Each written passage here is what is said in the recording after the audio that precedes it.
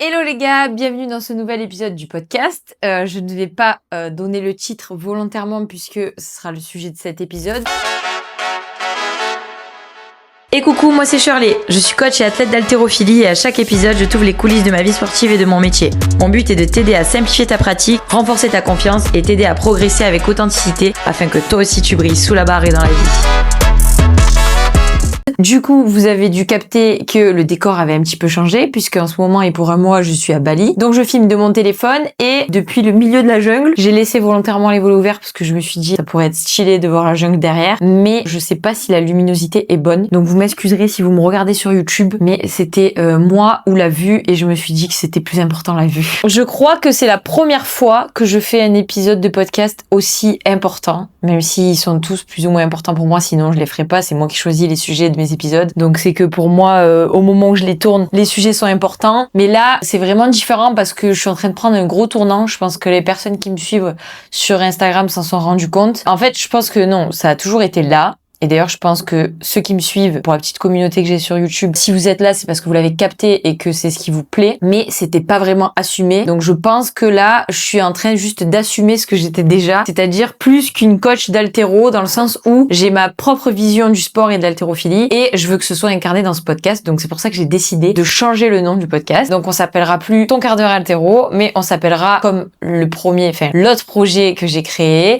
autour de ça, c'est âme de barre, donc comme mon carnet d'entraînement, parce que je pense que ce nom est parfait en fait pour résumer ce que je veux transmettre donc au travers de chacun de mes projets, que ce soit dans le coaching, que ce soit mon carnet de journaling d'entraînement, ce podcast, enfin voilà. Du coup, toute cette intro pour vous dire que j'ai décidé de changer un petit peu l'ADA de ce podcast et d'assumer clairement que si vous me suivez, c'est parce que il y a une raison particulière, que je ne suis pas juste une coach d'haltéro, que j'ai une vision bien particulière, que j'ai une histoire et que j'ai un message et que c'est le suivant, donc vous allez l'avoir un petit peu plus en détail dans la suite de l'épisode, mais que voilà, que c'est propre à moi-même et que ça mérite d'être incarné pleinement. Donc voilà, bienvenue dans ce nouvel épisode du podcast âme de barre. Donc déjà, je vais vous expliquer pourquoi pour moi ton quart d'heure haltéro, ça matchait plus, ça me fait trop bizarre. D'ailleurs, je serais deg si un jour il y a quelqu'un qui prenait ce nom et qui appelait son quart d'heure, enfin son podcast ton quart d'heure haltéro, parce que j'ai adoré ce nom, d'ailleurs je l'adore toujours, mais c'est juste que je trouve qu'il minimise, il restreint la vision et le message que je veux porter dans ce podcast encore une fois, mais vraiment c'est un peu à contre-cœur. J'adore âme de barre, mais j'aime aussi ton quart d'heure haltéro. C'est juste que voilà, c'était trop limitant parce que pour moi, on parle pas que d'haltéro. D'ailleurs, vous l'avez vu même au-delà de mes vidéos, de mes podcasts, je pratique plus uniquement de l'haltéro, même si j'ai jamais pratiqué vraiment que de l'haltéro, puisque j'ai pratiqué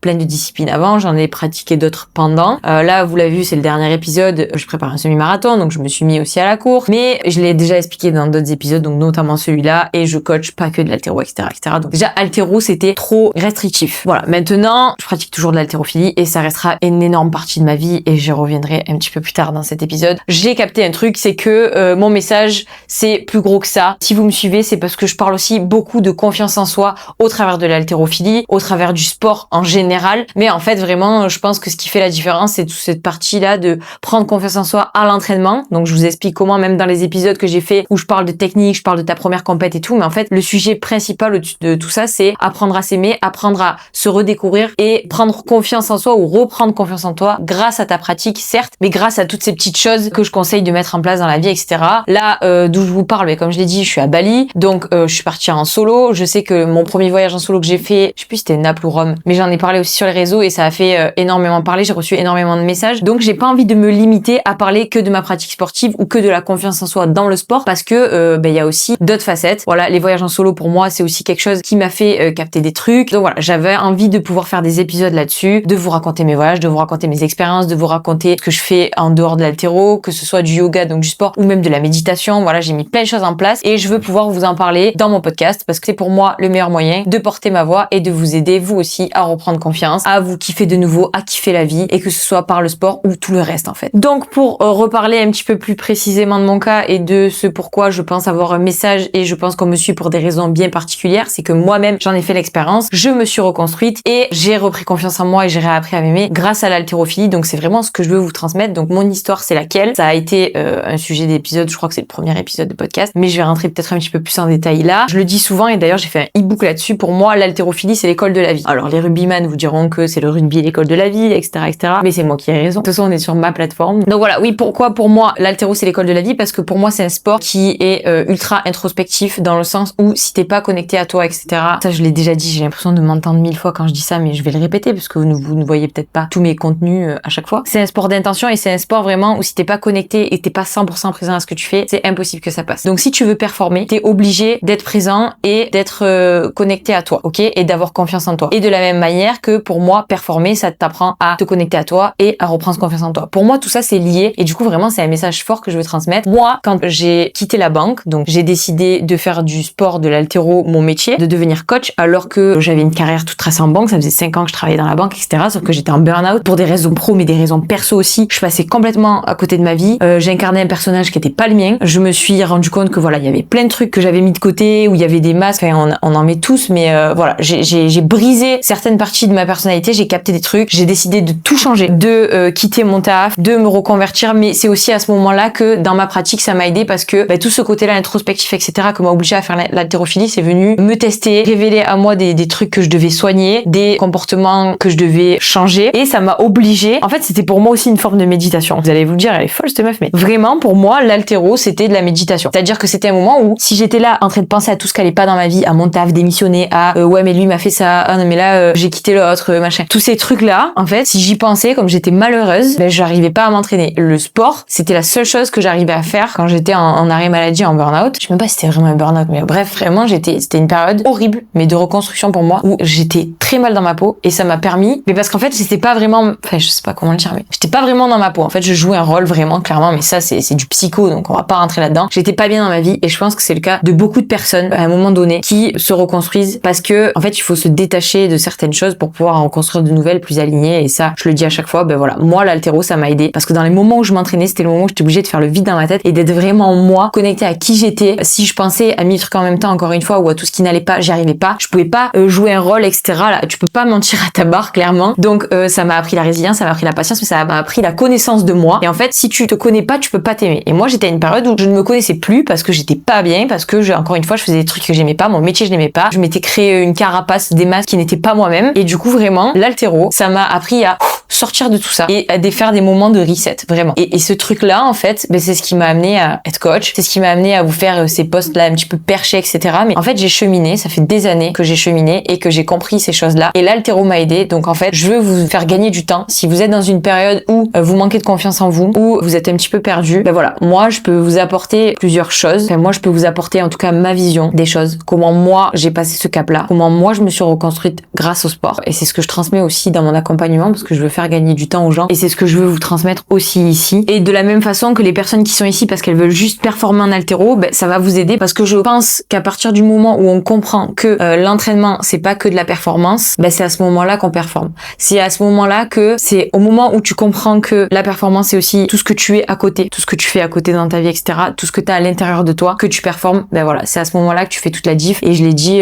dans d'autres épisodes, pour moi, voilà, vraiment ce qui est à l'intérieur de toi, ton mental, etc., c'est ce qui va faire que tu es un bon athlète ou pas. Donc pour moi, les deux, l'un ne va pas sans l'autre. Encore une fois, si t'es bien dans ta peau, si t'as confiance en toi, tu performes. Si tu performes, t'es bien dans ta peau, etc. C'est un cercle vicieux positif. Mais voilà, c'est vraiment ma vision des choses, et c'est comme ça que moi j'ai cheminé, et c'est comme ça que moi ça m'a amené à performer. Alors en ce moment un petit peu moins parce que je suis blessée, mais c'est ok, j'ai fait aussi encore une fois un épisode là-dessus. J'ai un peu raconté ma vie là, et je suis rentrée dans des détails un petit peu plus perso, mais je pense qu'en fait ce que j'ai vécu, il y a peut-être 90% des gens qui le vivent, les 10% restants c'est juste qu'ils l'ont pas encore vécu. Et en fait voilà, moi je veux porter ma voix pour dire voilà, moi ça m'est arrivé, c'est ok, et voilà ce que cette période m'a apporté. Déjà maintenant je suis 1000 fois mieux dans ma vie et beaucoup plus épanouie parce que j'ai pris des décisions et parce que j'ai avancé. Mais voilà, toutes ces choses là qui m'ont aidé à aller mieux, que j'ai mis en place, je veux pouvoir vous les partager sur ce podcast, que ce soit au travers de l'haltéro, au travers du sport, que ce soit au travers de mon accompagnement ou au travers de mes vidéos. Et du coup voilà, je pense que c'est aussi pour ça que ce podcast il est important et que changer de nom c'est important. Et c'est d'ailleurs pour ça aussi que je voulais prendre la parole, puisque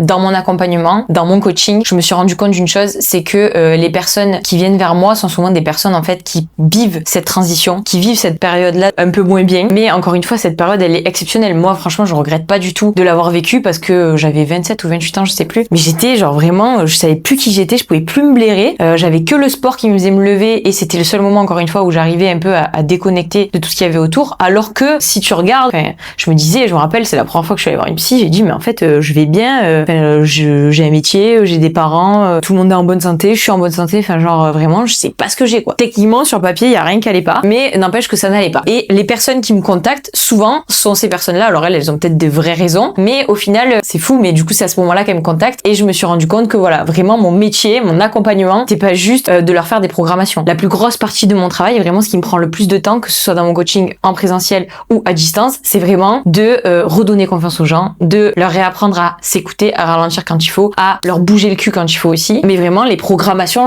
ou techniquement, la correction technique en haltérophilie, dans les autres sports que je coach, c'est 30% de mon travail. Mais la plupart du temps, par contre, je suis par message ou au téléphone avec mes athlètes pour leur expliquer comment s'entraîner, comment optimiser leur entraînement, quel jour c'est mieux pour eux de s'entraîner, quel est le rythme qu'ils doivent prendre, quand est-ce qu'ils doivent ralentir, quand est-ce qu'ils doivent au contraire, encore une fois, se bouger et aller à l'entraînement, mettre en place les bonnes routines pour pouvoir optimiser leur séance, mais aussi leur récup, le fait d'être bien dans leur peau, bien dans leur entraînement. Et en fait, ces gens-là, je leur apprends, en tout cas, j'essaye de leur apprendre à juste reprendre leur vie en main, à s'écouter, à prendre du temps pour eux et à s'aimer de nouveau, en fait, et à aimer s'entraîner, etc. Je passe mon temps à adapter les programmations parce que telle personne n'a pas la même façon de s'entraîner, le même rythme qu'un autre. Vraiment, voilà, mon accompagnement, je crois que c'est 20% de prog et 80% d'accompagnement, d'optimisation psychologique. Et d'ailleurs, c'est le cas pour beaucoup de coachs. Mais voilà, moi, j'ai décidé de prendre ça en compte et clairement de mettre des mots là-dessus. Voilà, je ne suis pas juste une coach d'haltérophilie, de programmation d'haltérophilie. Je suis pas juste une coach de sport, même, on va dire. Je suis vraiment, et je l'ai mis ça dans une de mes publications, je suis la personne qui va t'aider à reprendre confiance en toi. Et que ce soit avec la barre ou dans ta vie, en fait. Parce que pour moi, l'un ne va pas sans l'autre. Et d'ailleurs, si vous écoutez mes vidéos, vous êtes quand même là en grande partie normalement pour des tips sportifs. Donc c'est que le sport prend une grande importance et une grande partie de votre temps, dans votre vie, dans votre quotidien. Donc voilà, si l'un ne peut pas aller sans l'autre, en fait. Si vous n'avez pas confiance en vous dans votre sport, vous aurez moins confiance en vous dans votre vie. Et voilà, c'est toute cette liaison que je voulais faire. J'espère que j'ai été claire parce que du coup, les sujets un petit peu émotionnels comme ça, ils sont forcément un petit peu flous parce qu'ils ont un lien avec mes sentiments, mes émotions, etc. Mais voilà, ce que je voulais vous faire passer dans cet épisode, c'est que ton quart d'heure haltéro va devenir âme de barre pour toutes ces raisons-là. Parce que peut-être que les prochains épisodes, ça sera sur mon voyage en solo à Bali, mon voyage en solo tout court. Dites-moi d'ailleurs en commentaire si ça vous intéresse que je fasse des épisodes là-dessus, si c'est des expériences qui peuvent vous intéresser, même tout ce que je fais à côté. Là, j'ai rendez-vous demain pour du breathwork sur Canggu, donc à Bali. J'ai fait du sound healing. Putain, je me challenge sur mon anglais là. Vous avez vu, j'ai progressé quand même depuis les premiers épisodes du podcast. Mais voilà, j'ai mis plein de choses en place, je mets plein de choses en place autour de ma pratique sportive et que je transmets après. Et c'est des trucs que je gagne pour moi, mais que du coup je vous transmets à vous dans mes vidéos et que je transmets dans mon accompagnement à mes athlètes. Et voilà, est-ce que ça vous intéresse? Est-ce que ça mérite un épisode entier de podcast? Voilà, à moi d'en décider, mais si vous voulez me donner votre avis, c'est avec grand plaisir. Donc rassurez-vous, dans ce podcast, il y aura toujours de l'haltéro, il y aura toujours de la performance, il y aura toujours des tips techniques, des discussions autour du sport, mais il y aura aussi beaucoup plus de discussions humaines autour de la confiance, autour des émotions, autour de mon parcours à moi introspectif et autour de la reconstruction, de l'équilibre et surtout voilà, encore une fois, de la confiance et de l'amour de soi parce que pour moi c'est essentiel et on est là sur cette terre, on est là pour ça. Vous êtes la seule personne, la seule et unique personne avec qui vous allez devoir vivre toute votre vie, donc apprenez à vous aimer, à vous écouter maintenant et vous verrez que ça se transmettra dans votre pratique sportive. Si vous êtes bien avec vous-même dans la vie au quotidien, quand vous êtes tout seul dans votre chambre ou à l'étranger, vous serez bien avec vous-même à l'entraînement et vous allez performer. Moi, à chaque fois, c'est ce que je dis à mes athlètes, prends du plaisir là, encore une fois, et j'en ai parlé aujourd'hui sur mes réseaux, mais j'ai une athlète qui a fait sa première compétition, la seule chose que je lui ai dit, c'est prends du plaisir, le reste, tu sais faire. Et si tu prends du plaisir, tu vas forcément performer. Voilà, l'un ne va pas sans l'autre pour moi. Et du coup, je pense aussi que c'est exactement pour ça que vous êtes là aujourd'hui. Bref, à très vite dans le prochain épisode du podcast âme de barre.